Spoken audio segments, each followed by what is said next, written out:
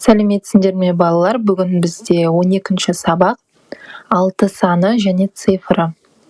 6 санымен және оның цифрларымен танысатын боламыз. Бірінші есептің тапсырмасын оқиық. Сурет бойынша неше сөзін пайдаланып сұрақтар құрастыр дейді. Оң жақ бетте мен сұрақтар жазып қойдым. Яғни біз осы неше сөзін пайдаланып көптеген сұрақтарды құрастыруымыз керек. Бірінші, неше шар ілініп тұр? Суретке қараймыз. 6 шар ілініп тұр. Екінші, неше қыз аспапта ойнап отыр? Санап шықсақ, 5 қыз аспапта ойнап отыр. Үшінші, неше ұл билеп жатыр? 5 ұл билеп жатыр екен. Неше ұл домбыра тартып отыр? Ол бізде тек бір ғана ұл. Келесі бізде 5-ші, неше биші қыз бар? Яғни бізде бір ғана биші қыз бар екен. Енді астындағы тапсырма, өнерпаздардың санын салыстыр. Жалпы өнерпаздардың санын енді біз салыстыратын боламыз. Яғни біз домбыра тартатын бір ұлмен аспапта ойнайтын 5 қыз, яғни салыстырғанда, яғни 1-ден 5 артық екен. Енді бізде келесі ұл балалар, яғни биші балалар 5 және 1 биші қыз бар. Салыстыратын болсақ, 5 1-ден артық, яғни көп. Осылай өнерпаздарды салыстырып шығамыз. Келесі бізде 2-ші есеп. Тапсырма бізде мысалдар құрастыр және есепте дейді. Бірінші суретке қараймыз. Бұл жерде 1 домбыра тартатын бала және 4 аспапта ойнайтын қыз. Яғни біз жазамыз 1 қосу 4 тең болады 5.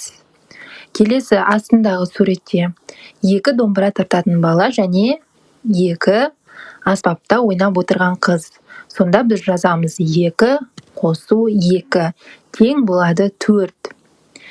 Келесі 3-ші жоғарғы жақта, оң жақтағы суретте 1 домбыра тартып отырған бала және 2 аспапта ойнап отырған қыз. Яғни біз жазамыз 1 қосу 2 тең болады 3 жауабы. Келесі соңғы суретте 3 домбыра тартқан бала, 3 аспапта ойнаған қыз. Яғни 3 қосу 3 тең болады 6. Осылай жазып шығамыз. Келесі бізде 3-ші есеп. Тапсырманы оқиық. Әр сөреде 6 заттан болу үшін тағы неше заттан қосу керек? Бірінші суретке қараймыз. Бір ғана домбыра тұр, бізде балалар. Бір ғана зат болғаннан кейін, оған біз 6 болу үшін 5 затты қосамыз. Сонда бірге 5-ті қосқанда бізде 6 шығады. Келесі бізде 2-ші суретте 3 даңғыра дейді. Яғни 6 болу үшін біз қасына тағы да 3 затты қосамыз. Сонда 3 қосу 3 бізде 6 болады. Келесі бізде 2 баян. 2 баянға біз тағы 6 болу үшін 4 затты қосамыз. Сонда 2 қосу 4 тең 6. Келесі бізде аса таяқ. Саны бізде 5. Яғни 6 болу үшін біз бұл жерге 1 затты қосуымыз керек. Сонда 5 қосу 1 тең болады 6. Келесі бізде тұяқ тас. Бұл жерде бізде 4. Яғни 6 болу үшін біз бұған 2 затты қосамыз. Яғни 4 қосу 2 тең болады 6. Және соңғысы бізде сыбызғы 2. Ол бізде жаңа есепте болды. Яғни бұл жерге біз 4 зат қосуымыз керек. Сонда 2 қосу 4 тең 6. Келесі бізде 4-ші есеп. Сандарды салыстыр.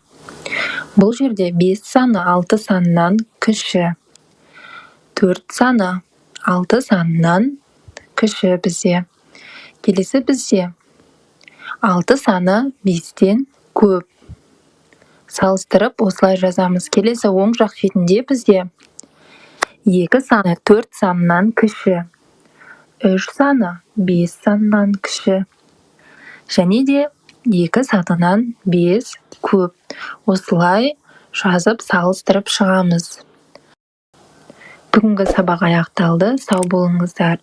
Балалар, егер де бүгінгі сабақ ұнаса, менің арнама тіркеліп, қоңырауша белгісін басып қойыңдар.